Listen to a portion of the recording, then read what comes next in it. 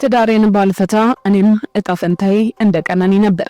አንዳንዴ መቻልም ይደክማል። የቀድሞ ትዳሯንና የልጆቿን አባት የተሞሸረባት ድምጻዊት ዳግማዊ ስላለፈው ትዳሯ ስለ ሳምሶን ቤቢ ያወጣችው ሚስጥር፣ ጥቂት የማይባሉ የትዳር ጊዜያትን ያሳለፉት እንዲሁም በትዳር ውስጥም 3 ልጆችን ማፍራት የቻሉት ድምጻዊ ዳግማዊና አርቲስት ሳምሶን ቤቢ መለያየታቸው ይታወቃል። ታዲያ በቅርብም የተሞሸረው የቀድሞ የትዳር አጋሯ ጋር ተያይዞም ድምጻዊቷ ትዳሩ ካንሰር ሆኖ ነበር ስትልም በትዳር ቆይታ ውስጥ ከዚህ በላይ መቆየት ያልቻሉበትን እንዲሁም ከጋብቻዋ ጋር ተያይዞ ያልተጠበቀ መረጃን ማጋርታለች። ድምጻዊቷ ለልጆቼ መኖር ነበረብኝ ስትልና እኔም እንደቀነኔ በሞት ሰሞነኛ ሆኜ ትረሱኝ ነበር ያለችበትን መረጃም በዝርዝር በኢንስታግራም ገጿ በመሬት ያጋራችውን ይህንን ክስተት እኛም በመረጃ ሰዓታችን ተመልክተናል፣ በስፋትም እናደርሳችሁናል። ሰላም ጤና ይስጥልን የተወደዳችሁ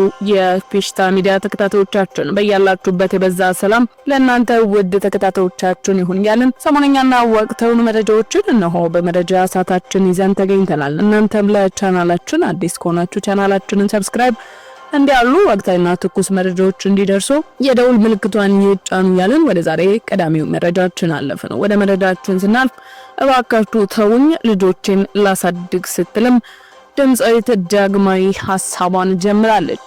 በቁስሌ ላይ ህመም አትሁኑብኝ፣ ያለብኝ ሸክምም ይበቃኛል። ይሄ የተማጽኖ ቃል ለአንዳንድ ኃላፊነት ለጎደላችሁ ቲክቶከር ላይቭ ተሰብስበው ቁጭ ብለውም በግምትና በስሜታዊነት ባልተጨበጠ ሐሳብ ለሚሰጡ ሰዎች ነው ስትልም ብዙዎቻችሁ ሰሞኑን በውስጥ ኢንቦክስና እየደወላችሁ ልጆቹን ጥሎብሽ ሄደ፣ ሌላ ገባ፣ ተገላገልሽ፣ አይዞሽ በርቺ፣ አንቺ ጠንካራ እናት ነሽ፣ በነገራችሁ ላይ መጠንከርም አንዳንዴ ያደክማል ስትል ተናግራለች። ግን ፈጣሪ ይመስገን ከእግዚአብሔር ጋር ልጆቼን እያሳደግኩ ነው ስትልም ነገሮች ሁሉ መሆን ስላለባቸው ነው የሚሆኑት። ይገባኛል ምን ያህል አስባችሁ እኔን ለማጠንከር እንደሆነ። በዛ ላይ ከተለያዩ የሶሻል ሚዲያ ዜናዎች የእውነት ፍንጭ ያላችሁንም ሆነ የሐሰት መረጃ ስትሰሙ ግራ እንደምትጋቡና የተለያየ አይነት ጥያቄዎች እንደሚፈጠርባችሁ አንዳንዶች እንደውም ያለምንም ማስረጃዎች ይህንን ሰማን ይሉኛል። እውነታው ግን ትዳር ይታመማል፣ ይታከማል ወይ? አዎ እንደ እግዚአብሔር ፍቃድ ታክመው ይድናል። ካንሰር ደረጃ ከደረሰ ግን በቃ ያበቃል፣ አይድንም። ስለዚህ ያለው አማራጭ በሰላም መለየትና የልጆችን ግዴታ ኃላፊነት በአግባቡ መወጣትም ይሆናል። ስለዚህ እኔም ይህንኑ እየተገበርኩ ነው። አንዳንዴ ለልጆቹ ብለን በትዳሩ ውስጥ አስፈላጊ መስዋዕትነት እንደምንከፍለው ሁሉ ለልጆቹ ሲባል ወደ ህይወት ለልጆቹ ሲባል ውድ ህይወትን ላለማጣትም መለያየት ይመረጣል። ምክንያቱም ልጆቹ ሁለቱንም ማጣት ስለሌለባቸው። ምናልባትም ሰሞኑን የምንሰማው አይነት ዜና የኔም እጣ ፈንታ ሊሆን ይችል ነበር።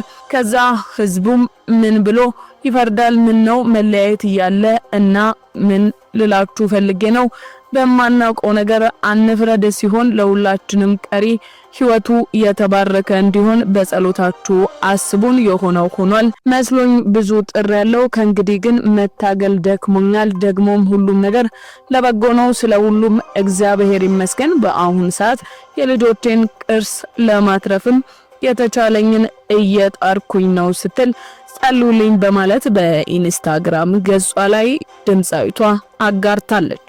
ውድ የፌሽታ ሚዲያ ተከታታዮቻችን ለዛሬ መረጃ ሰዓታችን ያዝነላችሁ መረጃ ይህንን ይመስል ነበር። ስለተከታተላችሁን ያመሰገንን ተሰናበትን። ቸር ቆዩልን። እናቴ ስትመጣ ገላመጥሻት ምናምን ይላል። ከዛ የብሔራዊ ይሆናል ጦርነቱ። የሁለቱ መሆኑ ይቀርና ያክስቴ አጎት የእህት የምን ይሆን በቃ ሰለም በትዳር ገብቷል። ብዙ ሰው ብቻውን አይጋባም። እኛ ሀገር ደግሞ ካልቸሩም አደገኛ ነው ታውቃለህ። ትጋባለህ፣ መልሳለህ፣ ድብልቅ ነው፣ ቅልቅላለህ። ቅልቅል ብለህ እንደ ምስር ስትለቅም ነው አይሆንም። ገብቷል። ስለዚህ በዚህ ምክንያት በአንድም በሌላ ይታመማል። ኢቭን በሰራተኛ ይታመማል። ቤት ውስጥ ባለ ሰራተኛ ለምን ጮክ ብለሽ ብታጅያት ይላል ሰውዬ። አንተ ሰውዬ ከሷ ጋር ምን አለ ትለዋለች። እንዴት የሆነ ነገርማ አለ እንዴት በሷ ወደ ፍቺ ሄደን ሰራተኛ እንኳን ቤት ውስጥ ያለችውን ሰራተኛ እንዴት ማኔጅ ማድረግ እንዳለባቸው አያውቁ። የነበረውን ጓደኝነት ማስቀጠል ይፈልጋሉ። የድሮ ጓደኞቻቸውን ሙዱ ማህበሩ ጥዋውን ይሄ የለመዱት የስፖርት ቤቱ ምናምን ይዞት መጥቶ ማስቀጠል ሲፈልግ አደጋ ይፈጠራል። ይታመማል። መነጋገሮች አሉ፣ መሰዳደቦች አሉ፣ አንዳንድ ጊዜ ዱላም አለ በጣም በሚያሳዝን ሁኔታ። ስለዚህ በጣም ክብድ ሲል አሁን ሴክሹዋል አቢዩስ ሲኖር፣ ቨርባል አቢዩስ ሲኖር የምናደርገው ማለት ነው ፊዚካል አቢዩስ ሲኖር ማስፈራራት፣ ሽጉጥ እኮ በዞ የሚያሳድር እኮ ሰው እያለ እንደዚህ አይነት ነገሮች ሲኖሩ ሰፓሬት እንዳደረገውና ለየብቻ እንዲማሩ እናደርጋለን። ሰው ተቀብሮ በሬሳ ሳጥን እንዲወጣ እናደርጋለን። ገባህ አይደል? ግን ዝም ብሎ መግባባትና መስማማት አቅቶት ተነፋፍቀው ሲገናኙ የሚነዳደፉ ሰዎች አሉ። ለደቂቃ መቀመጥ የማይችሉ ሰዎች አሉ። አሁን እንደዚህ አይነት ሰዎች መድኃኒት አለ። እኔ 3 መርፌ እለዋለሁ። የሚወጉት 3 መርፌ አለ። ዳግዬ በጣም ጎበዝ ናት ታውቃለህ። ትንሽ ስትሰጣት ብዙ ነው የምታፈራው። ጎበዝ ናት። ወዲያው በጣም ላይ ነበረች። እኔ ለማግኘት ፈቃደኛ አልነበረች ማለት እንደሱ ነው ያለች። በቃ ቱሌት ምናምን አለች። በእንግሊዝኛ ረጅም አወራች። እኔ አልሰማሁም። ከዛ በቃ ዳግዬ እንደሱ አይደለም ግድ የለሽ ምናምን ብዬ ነው ችግኔ ፈንጂ ወረዳ የሚባል ክላስ አለኝ። አይገርምም? ትዳር ውስጥ የት ጋር ፈንጂ እንዳለ አሳያቸዋለሁ። የት ጋር እንደሚጋጩ ሲጋጩ ደግሞ እንዴት እንደሚፈቱ። አንዱ ግጭት የምትፈታበት መንገድ ቦታ መምረጥ፣ ሁለታችሁ ብቻ ብትሆኑበት። ሁለተኛ ግጭቱን ለመፍታት የምትቀመጥበት ቦታና ጊዜ ላይ ኢሞሽናሊ ያለመሆንን እርግጠኛ መሆን አለብህ። አሁን ቤቢ ጋር የተፈጠረው እኮ ኢሞሽናሊ ሁለቱም ገብቷል፣ ስሜት ስለነበር ነው። ዞሮ ዞሮ ቆም ስትል ስትክልክል ይላል ሁሉም ነገር። አሁን እነሱ ጋር አሪፍ ነው ያለው፣ በጣም አሪፍ ነው። ስራ ላይ ነው ያለ ነው። ወደ መሬት ወርዷል። ቢያንስ እሳቱን አጥፍተናል። ከዛ በኋላ ቀስ ብለህ ዲል ታደርጋለህ። የሚታከመው ይታከማል። ጋንግሪ ሲሆን አንድ እግር ምንድን ነው የሚደረገው? ቆረጣ። አዎ ሰውየው መኖር አለበታ። ማያኖር ከሆነ ወደ ላይ ሄዶ ብዙ ችግር የሚፈጥር ከሆነ ቆርጠኸው ሰውየው ቢኖር አይሻልም አይደለ? ሐኪሞችን ብትጠይቅ ይሄ ነገር መቆረጥ አለበት የሚሉት ለምንድን ነው? ከሰውየው ጋር ጠብ ስላላቸው እኮ አይደለም። በዘላቂነት ችግር የሚያመጣ ከሆነ እሱን ቀስ ብለህ ቆርጠህ ማስተካከለ እሽግ አድርገህ በሰላም ሌላ ህይወት ይቀጥላል። ምን ችግር አለ? በነገራችን ላይ 10ኛ ዓመታችሁ ለየት ባለ ደስ በሚል ስሜት ልጆቻችሁን አድርጋችሁ አከበራችሁ። እንኳን አደረሳችሁ ስላላልኳችሁ ያኔ እንኳን አደረሳችሁ። ከዛ ውጭ ምናልባት የሆነ አፍሪካ ሀገር አውቃለሁ ቸሬ እንደዚህ ትዳር ሲታመም ወደ ፍርድ ቤት ለፍቺ ሲመጡ ባልየው ሚስትየዋም እሷም ቬሎ እንድታደርግ እሱም ደግሞ የሰርጋቸው ቀን የተጋቡበትን ኮትና ሱሪ እንዲያደርግ ያዛል። ሲመጡ በትዝታ ትዳራቸው እንዲያስታውሱ ግለው ከሆነ የሆነ ነገር ብቻ ማሰብ ነው።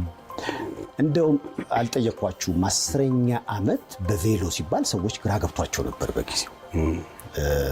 የተደረገበት ለየት ያለ ምክንያት አለ ቤቢ? አዎ ከዚህ በፊትም እንትን ብለናል መሰለኝ እዚሁ ላይ ይሁን